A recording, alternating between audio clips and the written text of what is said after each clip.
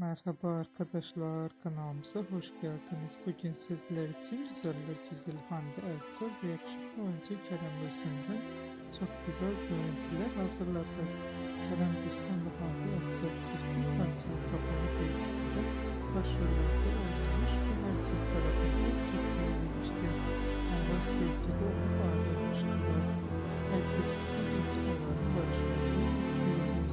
Biz de sizler için onların en